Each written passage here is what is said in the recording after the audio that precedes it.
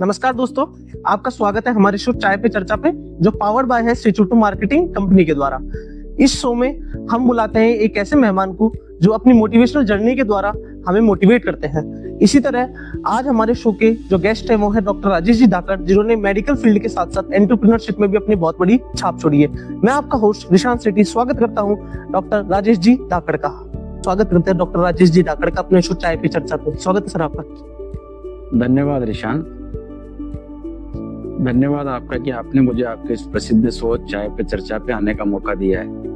मैं आपके और आपके लिसनर से जुड़कर बहुत अच्छा अनुभव कर रहा हूँ। सर, जैसे हमने देखा आपने मेडिकल फील्ड में आपने डॉक्टरी की, उसके बाद आप एक बहुत हॉस्पिटल चला रहे हैं और कई सारे कॉलेजेस चला रहे हैं। तो मैं आपसे पूछना चाहूंगा कि आपकी उस एज में आपने कैसे सोचा कि मुझे डॉक्टर बनना है, या डॉक्टर के बाद कैसे आप एंटरप्रेन्योरशिप में आपने एंट्री ली? मैंने अपना मेडिकल का जो स्नातक मेडिकल की डिग्री करी है वो 1999 में कंप्लीट करी थी। मेरा शुरू से सपना था कि मैं ऐसा कोई काम करूं जिससे डायरेक्ट जनता से जुड़ा जा सके और जनता को अपने द्वारा कुछ लाभ पहुंचाया जा सके। मैंने इस फील्ड को चुना। फिर 1999 से मैंने 2002 तक कोटा के कुछ अस्पतालों में काम किया, कुछ काम सीखा। फिर मैंने 2002 से 2006 बांदीकुई के मदान नर्सिंग होम में डॉक्टर देवेंद्र मदान के साथ काम किया। उनके साथ मैंने मेडिकल के साथ साथ मैनेजमेंट के कुछ गुर सीखे और आज मैं जिस स्थिति में हूँ उसमें डॉक्टर देवेंद्र मदान का बहुत बड़ा योगदान है। उसके बाद 2006 से मैंने मधुर हॉस्पिटल की नींव रखी, जो एक छोटे से रूप में थी, और हमारा निरंतर प्रयास रहा है कि हम उसमें कुछ न कुछ नया मेडिकल के क्षेत्र में जोड़ते रहें, करते रहें, और आज हम इस मुकाम पे उसी प्रयास की वजह से पहुंचे। सर, आपने बताया जिस तरह आपने 2006 में मधुर हॉस्पिटल्स की शुरुआत की। मैंने आपके एरिया में सुना है कि जो आपका हॉस्पिटल है उसके अंदर कुछ ऐसी फैसिलिटीज अवेलेबल है जो और हॉस्पिटल्स में अवेलेबल नहीं है, और जो ऑल ओवर स्टेट्स में बहुत महंगी अवेलेबल है, जो आपके हॉस्पिटल में बहुत कम रेट में अवेलेबल है। ऐसी कौन कौन सी फैसिलिटीज है जो और जगह बहुत ज्यादा कॉस्टली है और आपके जो हॉस्पिटल है उसमें बहुत कम कॉस्ट में उसका काम किया जाता है? आपने बिल्कुल सही सुना रिशांत।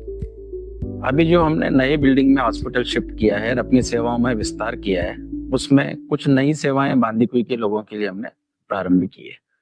उसमें पहली है फीटल एंड मदर मेडिसिन। ये एक ऐसी फैकल्टी है जो आसपास के 4 जिलों में इकलौती फैकल्टी है, और इनका गर्भावस्था के अंदर जो बच्चे होते हैं उनमें जो विकृतियां होती है या उनमें जो प्रॉब्लम्स होती है उनका गर्भावस्था के अंदर ही निदान करके इलाज किया जा सकता है। ये अपने आप में बांदीकुई के लोगों के लिए एक बड़ी बात है। इनफर्टिलिटी स्पेशलिस्ट अलग से हमने अपॉइंट किए हैं अभी, जो मुंबई के अच्छे जाने माने डॉक्टर्स हैं। उन्होंने बांदीकुई में वो फुल टाइम के लिए ज्वाइन किया है उन्होंने। और इनफर्टिलिटी के इस एरिया में बहुत सारे केस हैं, कुछ डायग्नोज नहीं हो पाते, कुछ सुविधाओं के अभाव में जयपुर तक नहीं पहुंच पाते। हमने उनके लिए ये सुविधा शुरू करी है, और हम चाहते हैं कि बांदीकुई के ऐसे मरीज जो इस बीमारी से पीड़ित हैं वो ज्यादा से ज्यादा इनके अनुभव का लाभ उठाएं। सर, जैसे सर ने बताया कि सर बांदीकुई सिटी को डेवलप करने में इनका बहुत बड़ा हाथ रहा है, तो सर जिस सिटी से, मैं भी उसी सिटी से हूँ, मैंने वहां पे देखा कि लोगों को पता ही नहीं है कि चाइल्ड केयर के डॉक्टर्स अलग होते हैं, मदर मेडिसिन के डॉक्टर अलग से होते हैं। सब जगह एक सेम डॉक्टर होता है जिसको अपन फिजिशियन बोलते हैं। तो आपका इसके ऊपर क्या कहना है कि आपके हॉस्पिटल्स में किस तरीके से आप लोगों को ये गाइड करवा रहे हैं कि हॉस्पिटल डॉक्टर बच्चों का अलग होता है, मदर का अलग होता है? वरना सब जगह यही है कि एक डॉक्टर गया, अगर मेरे खांसी है तो भी मैं वहीं गया तो उन्होंने मेडिसिन लिख दी, अगर मेरे लूज मोशन से तो भी मैं वहां गया उन्होंने लिख दिया। इसके ऊपर आपका क्या कहना है? पहले सब जगह पेरिफेरी में यही ट्रेंड चला आ रहा था कि एक डॉक्टर ही सभी पेशेंट्स का इलाज करते थे। लेकिन जैसे जैसे लोगों में अवेयरनेस बढ़ी है, सोशल मीडिया का यूज बढ़ा है और डॉक्टर्स की अवेलेबिलिटी बढ़ी है, उसके बाद से मल्टी स्पेशलिटी का ट्रेंड शुरू हुआ है। अभी बांदीकुई में जब अपन ने स्टार्ट किया है तो इस क्षेत्र में एक स्टार्टिंग की, उसमें अभी अपने यहाँ चेस्ट स्पेशलिस्ट है जिसको चेस्ट फिजिशियन बोलते हैं। ये दौसा डिस्ट्रिक्ट में प्राइवेट सेक्टर के अकेले चेस्ट स्पेशलिस्ट हैं। ये चेस्ट से रिलेटेड सीओपीडी, सांस की संबंधित जो भी समस्याएं हैं, मतलब चेस्ट से रिलेटेड जो भी प्रॉब्लम है, ट्यूबरकुलोसिस है, सिलिकोसिस है, इस तरह के पेशेंट देखने के लिए स्पेशलिस्ट हैं। उनकी इस फील्ड में स्पेशल विशेषज्ञता है। इनफर्टिलिटी के हैं जैसे, तो इनफर्टिलिटी के क्षेत्र में उन्होंने अलग से फेलोशिप कर रखी है, अलग से पढ़ाई कर रखी है। ऑप्शन गायनी के अलावा, जैसा मैंने अभी थोड़ी देर पहले आपको बताया, फिटल एंड मदर मेडिसिन का है, जनरल सर्जन है, लेप्रोस्कोपिक सर्जरी है। तो जनरल सर्जरी के लिए डेडिकेटेड अपने पास अलग से ब्रांच है, वो जनरल सर्जरी का ही काम देखते हैं। तो अभी अपने पास 4 फैकल्टी है अलग अलग क्षेत्र के, जो अपने क्षेत्र में स्पेशलिस्ट हैं और उसी के पेशेंट देखने में वो अपना विशेष योगदान देते हैं पेशेंटों के लिए। और आगे भी फ्यूचर में अपनी प्लानिंग है अपन कार्डियक विंग शुरू करें, जिसमें एंजियोप्लास्टी वगैरह यहीं हो सके। कार्डियक के ऐसे पेशेंट जो जयपुर जाने से पहले ही भगवान को प्यारे हो जाते हैं या पहुंच नहीं पाते हैं, तो उनके लिए अपन चाहते हैं कि उनको यहीं पे फैसिलिटी मिले और वो ठीक हो सके। इस तरह का प्रयास अपना आगे भी जारी रहेगा। सर, मैंने जो आपके हॉस्पिटल के आसपास देखा, कई लोगों का कहना है जो आपके यहाँ के ट्रीटमेंट्स हैं वो बहुत कॉस्टली हैं, पहला। और दूसरी बात कि वहाँ पे जो नॉर्मल, जो लोअर मिडिल क्लास या फिर जो लोअर क्लास है, वो वहाँ पे पहुँच नहीं पाता। उसके ऊपर क्या आपका क्या विस्तार है, आप क्या कहना चाहेंगे उसके ऊपर? आपने बहुत अच्छा प्रश्न किया है, इसके लिए धन्यवाद आपका। एक्चुअली जो लोगों की सोच है कि ट्रीटमेंट बहुत कॉस्टली है, ये गलत धारणा है। हम लोग जो स्पेशलिस्ट अभी मैंने आपको बताए हैं, उनकी सर्विसेज मात्र 100 रुपए कंसल्टेशन के अंदर दे रहे हैं, जो 5 दिन तक वैलिड होती है। जबकि गवर्नमेंट मानते हैं कि सुपर स्पेशलिटी के जो डॉक्टर्स हैं उनकी कंसल्टेशन 350 रुपए होनी चाहिए। गवर्नमेंट खुद आरजीएचएस में डॉक्टर्स की कंसल्टेशन 350 रुपए देती है। आरजीएचएस के जो पेशेंट जिन हॉस्पिटल्स में आरजीएचएस है, वहां जो पेशेंट दिखाता है तो वो डॉक्टर्स की कंसल्टेशन गवर्नमेंट 350 रुपए देती है। उसी डॉक्टर्स को हम 100 रुपए में पेशेंट को दिखा रहे हैं। विजिटिंग कंसल्टेंट जो हम लोग जयपुर से अरेंज कर रहे हैं, जैसे कार्डियोलॉजिस्ट है, न्यूरोलॉजिस्ट है, ईएनटी है, जो फैकल्टी बांदीकुई में नहीं है, उनको जयपुर से बुला रहे हैं, तो वो भी मात्र 200 रुपए में अपनी सेवाएं दे रहे हैं। वही डॉक्टर जयपुर में 500 रुपए कंसल्टेशन लेके मरीजों को से अपनी सेवाएं देते हैं। उसके लिए भी अपॉइंटमेंट लेना पड़ता है, जबकि उसी पेशेंट को सेवाएं यहाँ 200 रुपए में अवेलेबल करा रहे हैं। तो ये मेरे हिसाब से जयपुर से बहुत सस्ता है और सरकारी रेटों से भी सस्ता है। लोगों की गलत धारणा है, इस हिसाब से गलत धारणा है। और बाकी के जो हॉस्पिटल्स हैं या बाकी के अदर डिस्ट्रिक्ट्स में जयपुर में जो हॉस्पिटल है, वो एडमिशन में भी अगर आप 1 घंटे के लिए एडमिट होते हैं या 2 घंटे के लिए एडमिट होते हैं, तो आपको 24 घंटे के बेड चार्ज देने होते हैं। जबकि बांदीकुई में हमने एक नया कंसेप्ट शुरू किया है कि 0 से 6 आवर तक, 6 घंटे तक जो आदमी एडमिट होता है तो हमने 6 घंटे के ही चार्ज करते हैं। 0 से 12 घंटे तक कोई आदमी, तो उसे हाफ डे के बेड चार्ज करते हैं। 12 घंटे बाद हम फुल डे के बेड चार्ज करते हैं। उसमें भी हमने काफी रिलैक्सेशन किया है।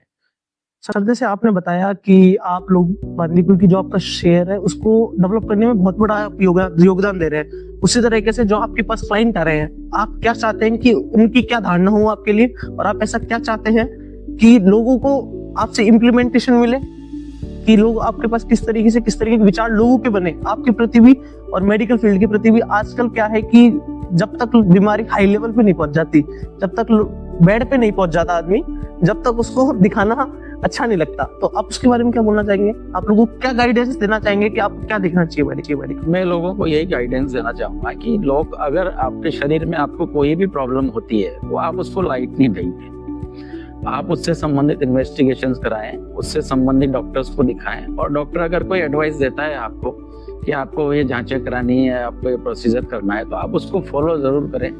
अगर आपको कोई कंफ्यूजन लगता है तो आप दूसरे डॉक्टर्स की ओपिनियन ले सकते हैं, उसमें कोई बुराई नहीं है, लेकिन आपको डॉक्टर्स की सलाह को मानना चाहिए। वो आपकी सेहत के लिए भी ठीक है और आपकी भविष्य की सेहत के लिए और भी ज्यादा ठीक है। सर, जिस तरह आपने बताया, आपने आपके हॉस्पिटल में कई सारी सुविधा चालू कर रखी है, आपने ओपीडी में ऐसी कौन कौन सी सुविधा चालू कर रखी है जिससे हमारे जो लिसनर्स हैं या फिर जो भी पेशेंट्स हैं उनको बहुत सुविधा मिल सकती है? इसमें अभी जो मैंने आपको स्पेशलिस्ट के बारे में बताया कि 4 स्पेशलिस्ट अपने यहाँ हैं जो अपनी फुल टाइम ओपीडी में और आईपीडी में सर्विसेज देते हैं। इसके अलावा एक नया कॉन्सेप्ट है टेलीमेडिसिन। सर क्या है ये टेलीमेडिसिन? इसको एक थोड़ा विस्तार से बताओ। इसमें टेली ओपीडी अपन ने स्टार्ट कर रखा है। टेली ओपीडी ये है कि जयपुर के किसी बड़े हॉस्पिटल में बैठे हुए डॉक्टर्स अपने यहाँ जो मरीज आता है उसको अपनी ओपीडी सेवाएं दे रहे हैं। इसके लिए अपन ने एपेक्स हॉस्पिटल मालवीय नगर जयपुर से टाई अप कर रखा है। वहाँ जो भी स्पेशलिस्ट अपनी सेवाएं देते हैं, बैठते हैं ओपीडी में, उन सबकी सुविधा टेली ओपीडी के थ्रू अपने यहाँ मरीजों को मिलती है। सपोज करें कि किसी को कार्डियोलॉजिस्ट को दिखाना है, कंसल्ट करना है, अगर अपने पास पेशेंट आता है, अपने फिजिशियन देख के उनको लगता है कि इसको कार्डियोलॉजिस्ट की ओपिनियन की जरूरत है, तो अपन टेली ओपीडी के थ्रू उनसे अपॉइंटमेंट लेते हैं, वो अपना अपॉइंटमेंट देते हैं, फिर पेशेंट से कंप्यूटर के थ्रू पेशेंट और डॉक्टर डायरेक्ट बातचीत होती है। वो पेशेंट अपनी प्रॉब्लम बताता है, फिर वो कुछ इन्वेस्टिगेशंस एडवाइस करते हैं, जैसे 2D को वगैरह है, तो 2D को की फैसिलिटी भी अपने यहाँ अवेलेबल है, अपने 2D को करते हैं।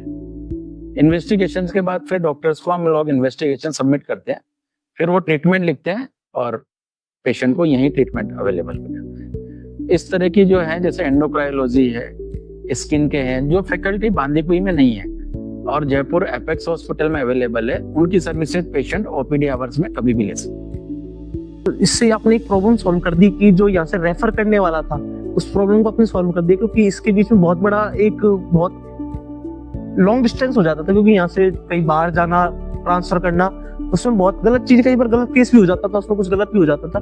सर ने उसका बहुत बड़ा सॉल्यूशन निकाला था। तो सर एक बहुत बड़ा आजकल एक छोटी सी बीमारी है, पता नहीं छोटी है क्या है, मैं उसके बारे में नहीं जानता, लेकिन बहुत ज्यादा चल रही है, वो है फैटी लीवर। फैटी लीवर आप एक छोटे से बच्चे में देखोगे वो फैटी लीवर दिख रहा है, बड़े में देखोगे वो एजड है, उसमें भी ये फैटी लीवर पहली चीज है क्या? लोगों को ये चीज समझ में नहीं आ रही, फैटी लीवर है क्या? फैटी लीवर का मीन्स सबसे ज्यादा लोगों को एक ही चीज लग रही है कि जो लीवर है वो मोटा हो चुका है, लेकिन वो क्या कारण था? कई लोग उसको कुछ गलत समझ रहे हैं, कोई कुछ क्या समझ रहा है, कोई हर चीज का अलग अलग कन्वेंशन चल रहा है। आपको उस पर क्या कहना है और उससे बचने के लिए क्या करना चाहिए लोगों को? देखिए, आजकल फैटी लीवर का सबसे बड़ा जो कारण है वो हम लोगों की लाइफ स्टाइल है, हमारा खान पान है।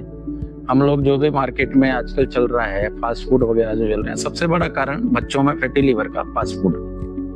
दूसरा कारण है फिजिकल एक्टिविटी बहुत कम हो गई है, बच्चों में तो स्पेशली न के बराबर हो गई है। बच्चे आजकल आउटडोर गेम्स में बहुत कम हिस्सा लेते हैं, स्कूल्स वगैरह में भी इस तरह के गेम्स बहुत कम हो गए हैं। और बड़े लोगों में भी लाइफ स्टाइल जो है वो उसमें फिजिकल एक तरह से खत्म हो गया। लोग एक्सरसाइज के लिए टाइम नहीं निकाल रहे हैं, अपने शरीर को लोग टाइम नहीं दे पाते। लोगों का ध्यान, लोगों की प्रायोरिटी जो फिजिकल होना चाहिए, बॉडी होनी चाहिए, वो नहीं होके और दूसरी चीजें प्रायोरिटी बन गई, जैसे जॉब हो गए हैं, पैसा कमाना हो गया, फेमस होना हो गया, इस तरह के हैं। जबकि आदमी को बुजुर्गों ने कहा है, हमारे देश में कहा है लोगों ने कि पहला सुख निरोग है। आज भी ये जो लोकोक्ति है वो फिजिकली हर तरह से फिट बैठती है और ये सच्चाई भी। कभी भी आप और हम जब भी कभी बीमार होते हैं या शरीर में कोई प्रॉब्लम होती है, तब हमें लगता है कि यार शरीर की कुछ इम्पोर्टेंस है। अगर आपके पास सब कुछ है लेकिन आप उस लाइफ स्टाइल को एंजॉय जब भी कर पाएंगे जब आपका शरीर ठीक होगा। तो मेरा सब लोगों से यही कहना है कि 24 घंटे में से 1 घंटे अपने शरीर को जरूर दें, उसमें आप योगा, मेडिटेशन, एक्सरसाइज जरूर करें। कम से कम हर आदमी को 1 घंटा अपने शरीर को जरूर देना चाहिए। जैसे आपने बताया कि फास्ट फूड्स और इन चीजों के कारण बहुत ज्यादा लाइफ इम्बैलेंस होती जा रही है, तो एक छोटा सा कन्वेंशन और चल रहा है बाजार में कि 8 घंटे की नींद बहुत जरूरी है, 1 घंटा आपने जैसे बताया एक्सरसाइज का बहुत जरूरी है। तो क्या क्या चीजें ऐसी अपन को डे में करनी चाहिए जिससे आपको बेड तक बहुत लेट पहुंचना पड़े? मतलब हाँ ये है कि आगे न पीछे आपको जाना तो बेड पे ही है, लेकिन ऐसा हो कि आजकल जो बच्चे 20-22 साल के हैं जो उसी एज में है, उनको भी बहुत बड़ी बड़ी प्रॉब्लम्स हो रही है। आपने जो पूछा है 8 घंटे की नींद, ये बहुत अच्छा सवाल है आपका, धन्यवाद। एक्चुअली आजकल 888 फार्मूला चल रहा है। आजकल ज्यादातर जानकारियां सोशल मीडिया के थ्रू ही आती है और इसकी कुछ प्लस पॉइंट भी है, कुछ माइनस भी है। माइनस पॉइंट मेडिकल क्षेत्र में मैं मानता हूँ कि लोग सोशल मीडिया से ट्रीटमेंट स्टार्ट करते हैं। हर हाथ में मोबाइल है तो लोग मोबाइल पे अपनी बीमारी को देख के, सिम्टम देख के वहीं से ट्रीटमेंट शुरू कर देते हैं, वो गलत है।